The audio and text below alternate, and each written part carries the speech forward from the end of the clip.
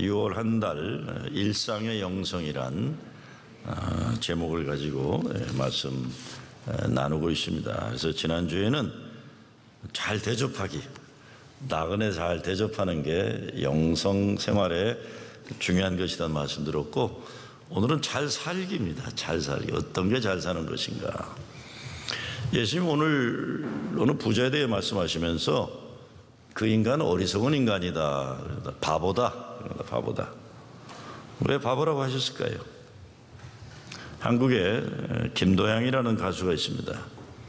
무슨 노래를 불러도 아주 속 시원하게 부르는 사람인데 중년 남자들이 좋아하는 가수입니다. 근데 김도양이 슬프게 부른 노래가 하나 있어요. 난 참 바보처럼 살았군요 라는 노래입니다. 어느 날 난 낙엽지는 소리에 갑자기 텅 빈 내 마음을 보았죠. 그냥 턱없이 흘려버린 그런 세월을 느낀 거죠. 저 떨어지는 낙엽처럼 그렇게 살아온 인생을 저 흐르는 강물처럼 못없이 살았죠. 잃어버린 것이 아닐까, 늦어버린 것이 아닐까, 흘러버린 세월을 찾을 수만 있다면 얼마나 좋을까. 난 참 바보처럼 살았군요. 제 세대 분들은, 남자분들은 잘 아는 노래예요. 난 참 바보처럼 살았군요. 난 참 바보처럼 살았군요. 왜 바보처럼 살았다고 노래 부를까요? 헛되게 살았기 때문입니다. 나중에 후회하게 된 인생을 산 겁니다. 그런데 이 노래는 중년을 넘어선 한국 남자들은 언제 어디서나 공감을 느끼는 그런 노래예요. 저도 이 노래 참 좋아합니다.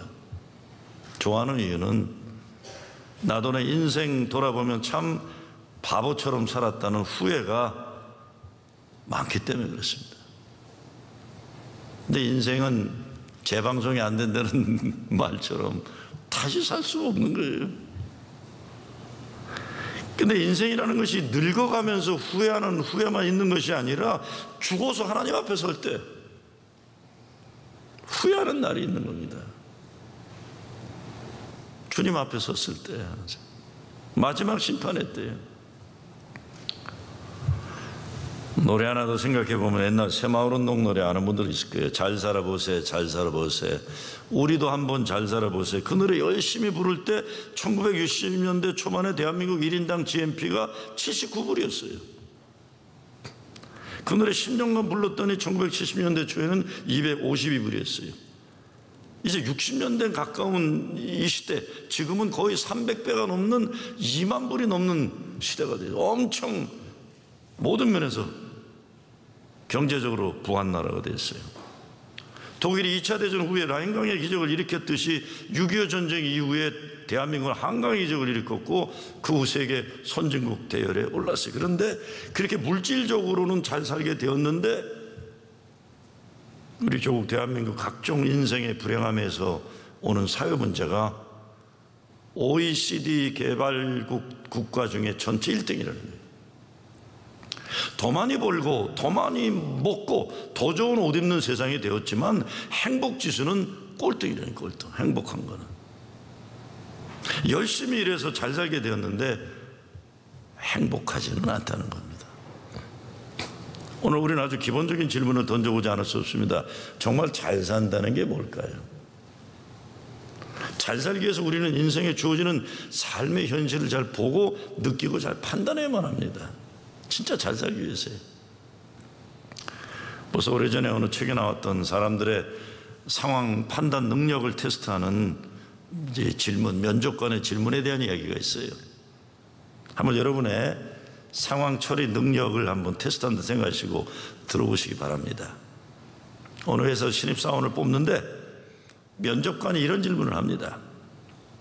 당신이 폭풍우가 거칠게 몰아치는 어두운 한밤중에 자동차를 운전하고 가다 보는데 버스 정류장을 지나가게 되었다. 그런데 버스 정류장에 세 사람이 있는 걸 본다.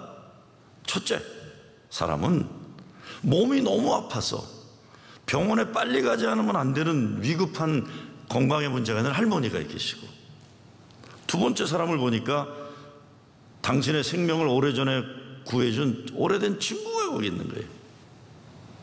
마지막 사람은 항상 꿈꿔왔던 완벽한 미모의 여자가 거기 서 있는 거예요. 근데 당신 차에는 한 사람만 탈 수 있다. 누구를 태우고 갈 것인가? 병원에 빨리 가서 치료를 받아야 살 수 있는 할머니를 태워주면 할머니의 생명을 더 연장시켜 줄 수 있는 거겠죠. 아니면 생명을 구해줬던 이 친구를 태우면 그에게 보답할 수 있는 기회가 주어지는 거예요. 아니면 꿈에 그리던 완벽한 미모의 여인을 태우면 얼마나 행복하겠어요. 누구를 태우시겠어요? 누구를 태우시겠어요? 장로님 누구 태우시겠어요? 아니 할머니가 할머니라고 그러면 어떻게 해요? 할머니니까 할머니라고 그러죠. 젊은 총각이 왜 할머니를 태우겠어요? 누굴 태우겠어요 여러분? 근데 그 인터뷰하던 젊은이가 답을 잘했어요. 면접시험에 합격한 젊은이의 답은 이거예요. 할머니를 태운다.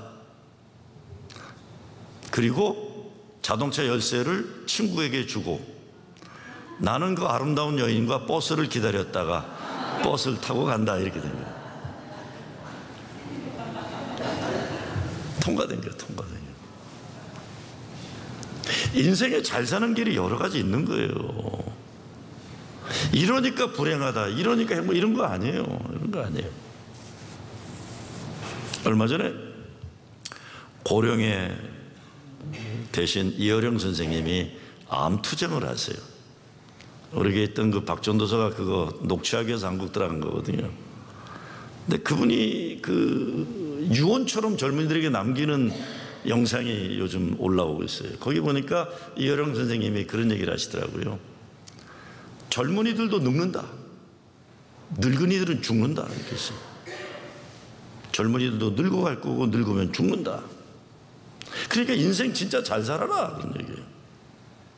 인생 잘 사는데 남 흉내 내느라 남들 하는 거 따라하다가 인생 불행하게 살지 말고 네가 잘하는 거, 네가 행복한 거 살아라 이렇게 했어.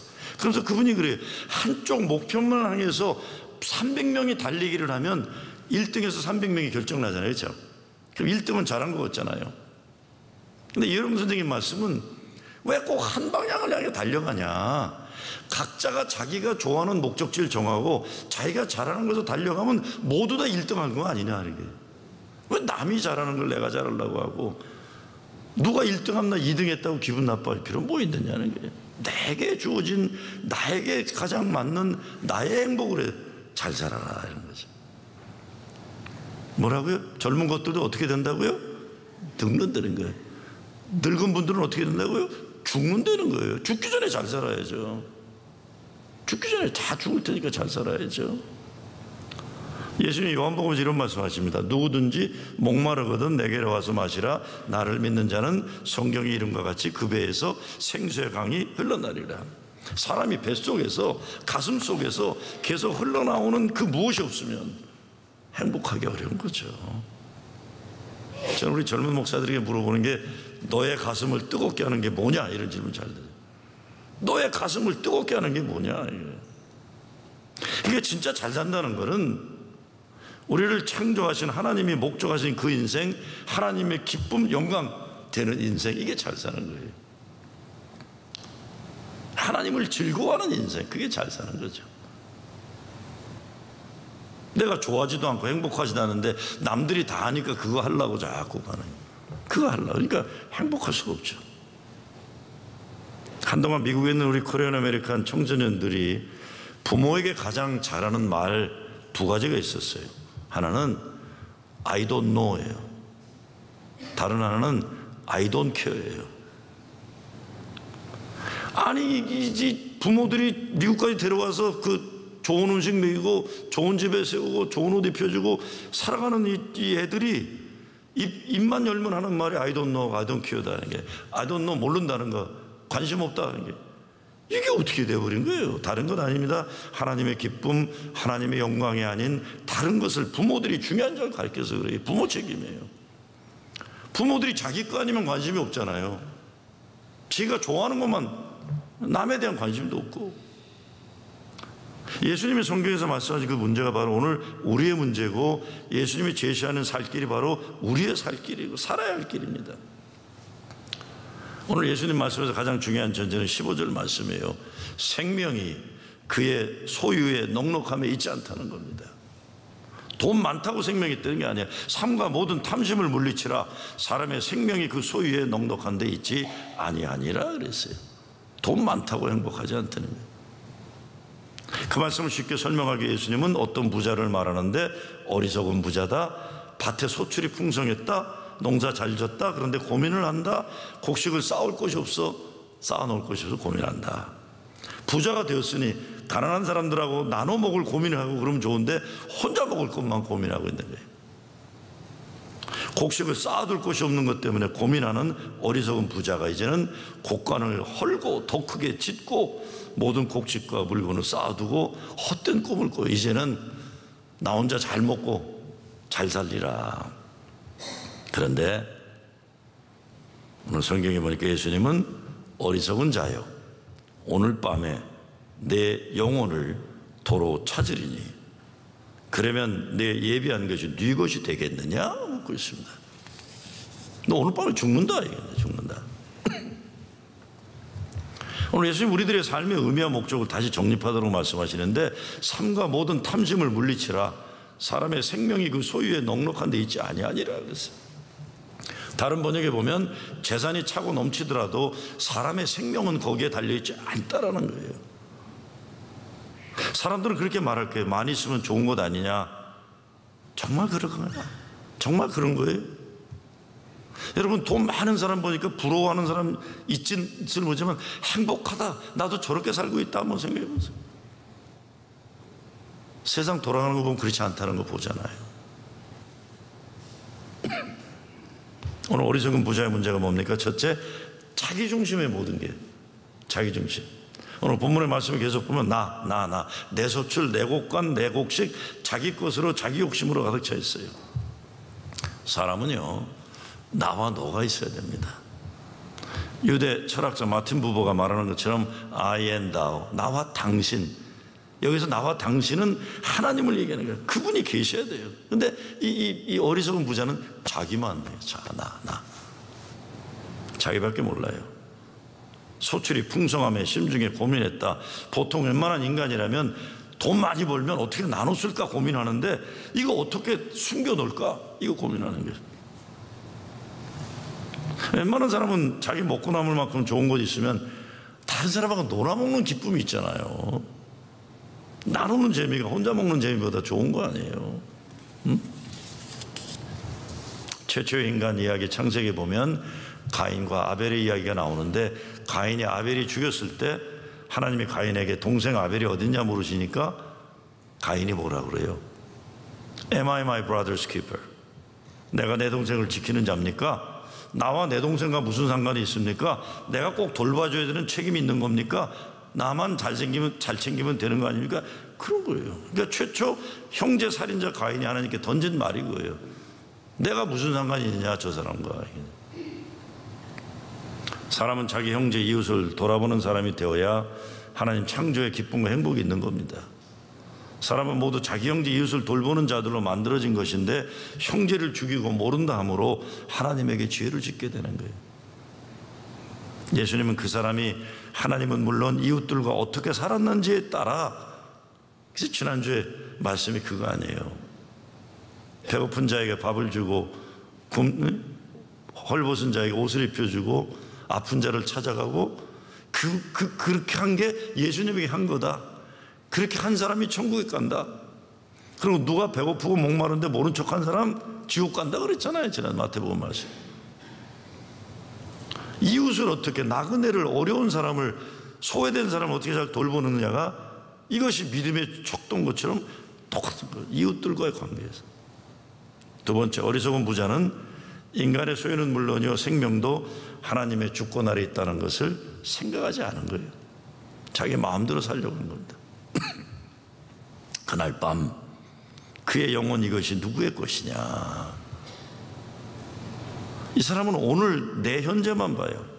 이 땅에 사는 목적이 자신만을 위해 편안하게 쉬고 먹고 마시고 즐거워하는 것으로 아는 거예요.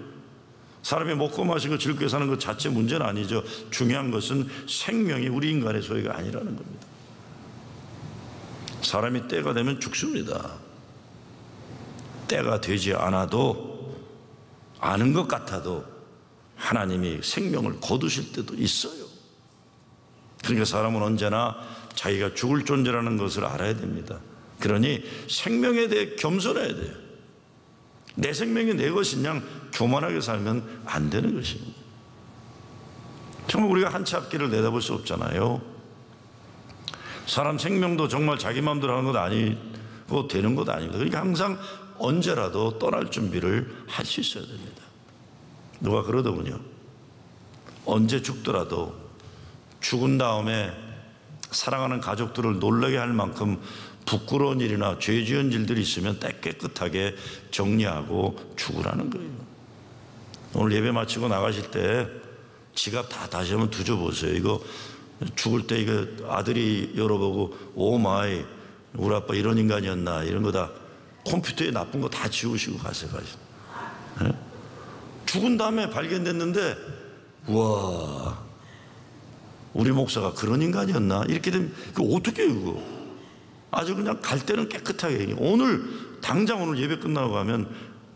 근데 사람들에게 걸리는 게 문제가 아니라 하나님 앞에 섰을 때 지옥이냐 천국이냐 갈림길에서 황망한 일을 당하지 않도록 하나님 앞에 바로 세워지도록 잘 정돈하고 정리하고 살아야 하는 거죠. 예수 잘 믿어서 아름답고 선하고 거룩한 믿음의 생을 살다가 믿음 가운데 가면 천국에 가지만 그렇지 않고 자기만 챙기고 이기적으로 욕심 부리며 하나님 모르고 예수 영접하지 않고 교만하게 살다 지옥 가는 거예요. 지옥이요. 저보고 그런 분들이 목사님도 목사님같이 뭐 진보적인 목사님도 천국 지옥 얘기하냐. 이건 내 얘기가 아니라 예수님 얘기니까 하는 거예요. 그렇죠? 뭐 예수님이 그러니까 그렇다는 거지 내가 어떻게 하려 가보지도 않고 예수님이 성경에서 말씀하시니까 난 말씀하는 것뿐이에요. 뭐 지옥을 안 믿으면 굉장히 뭐 지식 있는 거예요? 어쩌려고 그러죠 나중에 지옥 간 다음에 뭐 몰랐는데 어떡하죠? 그거 통하지 않습니다. 성경에서 말씀하셨으면 나 지옥 가면 안 되겠다, 너 천국 가야 되겠다, 예수님 영접하고 예수님 말씀을 순종하다 가야죠. 세 번째, 그는 물질의 넉넉함이 그를 영원히 잘 살게 해서 착각한 거예요. 헬라어의 원어를 살펴보면 오늘 말씀에 대해서 네가 쌓아놓은 것이 너를 요구할 것이다, 네가 쌓아놓은 것들이 너를 요구한다. 심각한 말씀에 말하자면 내가 쌓아놓은 것들이 너를 삼켜버릴 것이다. 좀 부드럽게 표현하면 내가 가진 인생의 소유를 네가 어떻게 쓰느냐에 따라 인생은 결정된다는 겁니다. 오늘 어리석은 부자는 쌓아놓는 물질을 우상화한 거예요. 이것이 죽음에 이르는 착각입니다. 오늘 본문을 보면 예수님이 풍년에 들어서 곳간이 넘치는 물질의 축복을 비난하거나 책망한 게 아니에요. 죽음에 이르는 착각이라는 건 21절이에요. 자기를 위하여 재물을 쌓아두고 하나님께 대해서는 인색한 자 얘기하는 겁니다. 자기에 대해서는 부하고 하나님께 인색한 자. 다윗은요 약점도 있고 죄 많은 존재였지만 항상 하나님을 먼저 생각했어요. 역대상에 보게 되면 다윗이 하나님의 괴는 성막에 거하는데 자기는 좋은 궁궐에 사는 것 민망해서 성전을 짓겠다고 한 거예요. 하나님이 나단 선지자에게 나타난 다윗의 그런 갸륵한 마음을 기쁘게 여기사 축복의 말씀을 주시잖아요. 왜? 하나님의 괴는 저렇게 들판에 저렇게 있는데 나만 궁궐에 산다. 저 하나님의 것을 모시기 위한 성전을 짓겠다니까 네가 어디로 가든지 내가 너와 함께하리라. 내 이름을 더욱 존귀하게 만들고 너의 집을 더욱 견고하게 세울 것이며 너의 자녀로 내 집과 내 나라를 다스리게 할 것이다. 후손의 축복을 주는 거죠. 하나님을 먼저 생각하니까 하나님이 그를 높이시고 가문을 견고히 세우겠다 하시는 겁니다.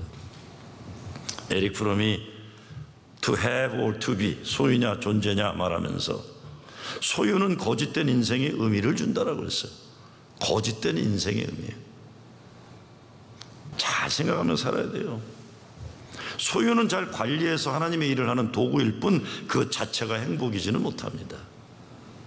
그런데 가진 사람들은 그것을 행복으로 착각하고 살고, 없는 사람들은 그거 없어서 불행한 줄 알고 그러는 거예요. 소유는 거짓된 인생에 의미를 준다. 소유가 많다고 잘 사는 건 아니고 소유가 적다고 못 사는 건 아니라는 겁니다. 거짓된 인생의 의미에 빠져 살지 말고 참된 인생의 의미를 찾아야 된다, 이런 것이죠. 제가 지금은 겨울이 분명한 뉴욕에 살아요. 뉴욕은 겨울이 있어요, 그렇죠? 시카고도 겨울이 분명했는데 제가 지난 18년 살아왔던 아틀란타는 겨울이 있는 동만 노래요. 그러니까 시카고나 뉴욕에서 아틀란타로 온 사람들이 제일 아쉬워하는 게 있어요. 이게 뭔지 아세요? 겨울이 없기 때문에 아쉬운 건 밍크 코트 입을 시간이 없는 거예요. 이게 조금만 추워지면 이 뉴욕 사람들, 시카고 사람들은요, 와, 그냥 밍크 코트 꺼내갖고 입고 와요.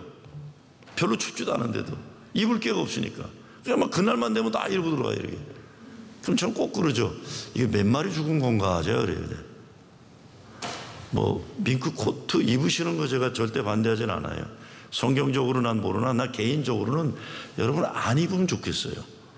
그렇게 많이 잡아 죽이고서 내가 따뜻하면 그거 행복합니까? 그거 쪽제비 그 몇 마리 죽이고, 네?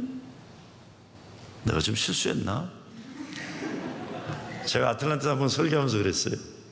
별로 춥지도 않은데 밍크 코트들 한 대여섯 명 입고 왔길래, 아이 그놈의 뭐죠? 보관하는 것도 힘들고 1년에 한두 번 입기도 어려운 거 뭘 그렇게 모시고 다니냐. 팔아서 헌금하라 그랬더니 시험 든 사람들이 있더라고요. 근데 팔아서 헌금하는 게 더 행복한 거예요, 그렇죠? 뉴욕은 추우니까 뭐 괜찮아요. 뉴욕은 제가 뉴욕은. 그런데요, 쓸데없는 장식품들, 도에 넘치는 사치스러운 모든 것들, 거짓된 인생의 의미를 준다는 겁니다. 거짓된 인생의 의미를 준다는 거예요.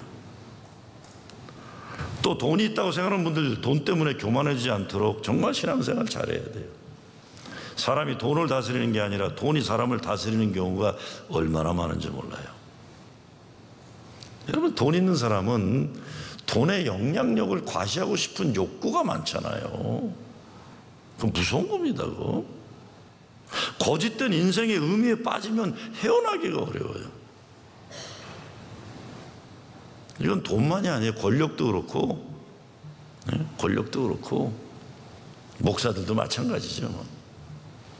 교회만 좀 크면은 어떻게라도 큰 거를 좀 과시하고 싶어서 쩔쩔쩔쩔 매잖아요. 제일 먼저 물어보는 게 목사들 몇 명이지? 이거부터 뭐야? 무슨 상관이 있어? 그거 행복하고 아무 상관없어요. 교회가 크다고 행복할까요, 장로님? 아무 상관없는 거예요. 아무 상관. 그렇죠, 권사님. 예? 그냥 주님이 주신 일을 감사하게 하면 그게 행복한 건데, 헛된 행복의 일을 추구하다 사람 망가지는 거고 불행해지는 거죠. 마지막으로, 자기 자신의 먹고 마시는 일에 집중되어 있으면서 자기 영혼의 필요를 모르는 겁니다. 이 부자는 열심히 땀 흘려 일하고 모아서 창고에 가득 채워놓고 아직 만족스러운 마음으로 내 영혼아 여러에 쓸 물건을 많이 쌓아두었으니 평안히 쉬고 먹고 마시고 즐거워하자 그랬어요. 그러나 하나님께서 바로 그날 밤에 그의 영혼을 도로 찾아가실 것이라는 꿈에도 생각하지 못한 거예요. 자기 몸뚱아리 하나 잘 먹고 잘 사는 것이 인생의 목적이라면 짐승하고 뭐가 다릅니까? 우리가 살찐 돼지가 되는 것 인생 성공이라고 여기는 것 아니죠. 예수님께서 사람이 살아가면서 알고 지켜야 할 가장 큰 계명이 무엇이냐는 질문에 어떻게 답하십니까? 첫째는 내 마음을 다하고 목숨을 다하고 뜻을 다하고 힘을 다하여 주 너의 하나님을 사랑하라. 그리고 둘째는 내 이웃을 내 자신과 같이 사랑하라. 이것보다 더 큰 계명은 없다는 거예요. 이 부자는 정반대였어요. 하나님에 대한 관심이 하나도 없어요. 이웃에 대한 관심이 하나도 없어요. 오직 자기 혼자 잘 먹고 잘 살겠다, 그런 거예요. 영혼의 미래에 대해 생각이 없는 거예요. 제 스승이 책을 쓰신 내용 중에 이런 글이 하나 나와요. 빈손으로 세상을 떠날 때라는 책. 빈손으로 세상을 떠날 때요. 즐기지는 못하고 쌓는 재미로만 살아가는 인간들이 많다. 그런가 하면 즐기지는 않고 타인에게 전시하는 맛으로만 살아가는 인간들도 허다하다. 즐길 줄만 알았지 고마워할 줄을 모르는 사람이 있다. 고마워한 줄 알면서도 후히 나눠주지 못하는 사람이 있다. 빈손으로 이 세상을 떠날 때 부끄러움이 와락 앞을 가로막을 사람이 너무도 많다 그랬어요. 아이고 내가 헛살았구나. 내가 헛살았구나. 내가 헛살았구나. 소망을 두지 말아야 할 게 소망을 두고 살았던 거예요. 예수님의 말씀이 자기를 위하여 재물을 쌓아두고 하나님께 대하여 인색한 자 이와 같다 그랬어요. 이 말씀은 우리에게 참다운 살 길이 무엇인가를 말하고 있어요. 하나님께 대하여 부여하다는 것이 뭡니까? 어려운 말 아닙니다. 하나님의 일을 위해 자기에게 관리하도록 맡긴 재물을 투자하고 사용하는 거예요. 이것이 청지기의 사명, 자기 자신을 위해 마음대로 소비하는 게 아니라 하나님의 일을 위해 책임 있게 마음껏 쓰는 거예요. 저는 가끔 우리 교인들한테 그런 말씀 드릴 때 있어요. 특히 잘 사는 분들한테 돈 함부로 쓰지 말아라 그래요. 돈 함부로. 예? 그러면서 제가 꼭 하는 말이 있습니다. 그건 내 거니까 장로님 함부로 쓰지 마세요 그래요. 그건 내 건데 왜 이렇게 막 쓰시냐고. 왜 제 걸까요 그게? 그 장로님 돈이 왜 우리 장로님 돈이 내 돈일까요? 예? 하나님 거니까. 권사님 오늘 정답만 계속 맞히시네. 네, 하나님 거예요. 주께서 쓰시고자 하신다 그러면 써야 내놓아야 되는 거 아니겠죠? 내 돈이니까 내 마음대로 쓴다. 이거는 목사나 장로가 가질 태도가 아니에요. 주님이 기뻐하시는 일에 쓰임받기 위해서 하나님 건데 내 마음대로 쓰는 게 어디 있어요? 주께서 쓰시고 있다면. 어리석은 부자의 비유는 우리가 곱씹어야 되는, 되새김질해야 되는, 그렇지 않으면 비극에 이르게 될 주님의 경고입니다. 이런 말이 있습니다. 우리들의 인생에서 무가치하고 무의미한 인생을 사는 것보다 더욱 비극적인 인생은 그렇게 살고 있으면서도 자기가 그렇게 살고 있다는 건 모른다는 것이다. 부끄러운 줄 모르는 거예요. 물량주의라는 것, 만모니즘, 물질 우상주의, 하나님 기뻐하시는 것 진짜 아니에요. 교회들도 진짜 조심해야 됩니다. 한국 교회에서 계속 문제가 되는 것이 이 물량주의인데다가 담임 목사 세습이에요. 교회를 개인 소유로 생각하고 아들에게 물려주는 거예요. 아니면 사위에게. 내가 개척해서 부흥했으니까 이건 내 교회다. 교회 돈을, 재산을 자기 아들에게 물려준다는 거. 이게 세습이라는 거예요. 한국의 많은 교회들이 이런 문제에 걸려서 사회 문제로 크고 있어요. 감리교단은 법으로 이것을 지금은 철저하게 해놓아서 지금은 불가능한 현실이 되었지만, 이런 법이 통과되기 전에 몇 년 전에 아버지가 감리교 감독을 지낸 40대 목사가 한국을 다녀오더니 저한테 목사님 밥 한 그릇 사주세요 해서 오더니 분위기 보니까 뭔가 마음에 상처를 받았어. 그래서 야 무슨 일 있었니? 그랬더니 목사님 제가 한국 가서 동기 목사를 만났는데 한국 감리교에 바보가 둘이 있다고 하면서 은퇴하면서 아들에게 교회 못 물려준 아버지는 바보, 그리고 아버지에게 교회 물려받지 못한 아들이 바보라고 합니다. 제 동기는 아버지 교회를 물려받았고 저는 미국에서 그냥 개척교 하면서 이렇게 고생하면서 보람있게 목회했는데 내 면전에서 그 친구가 네 아버지도 바보고 너도 바보라고 확인을 시켜주더군요. 그래요. 상처받고 온 거예요. 네 아버지도 바보 너도 바보다 그러냐. 타락의 마지막에 부끄러운 줄 모르는 것이 교회가 이렇게 타락한 거예요.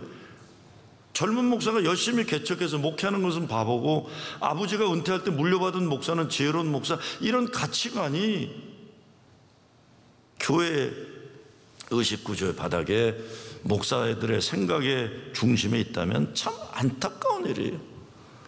예수님은 어디 계신 거예요?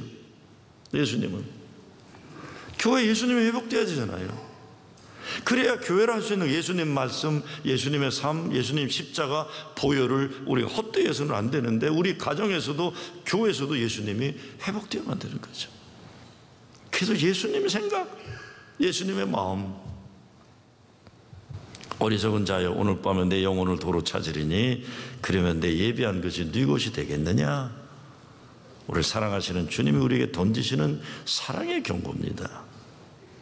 세상 헛되고 부질없는 것, 버려야 할 것 과감히 버리고 하나님의 거룩한 손에 붙잡혀서 거룩하고 아름다운 진짜 잘 사는 여러분 되시길 주의 이름으로 축원합니다.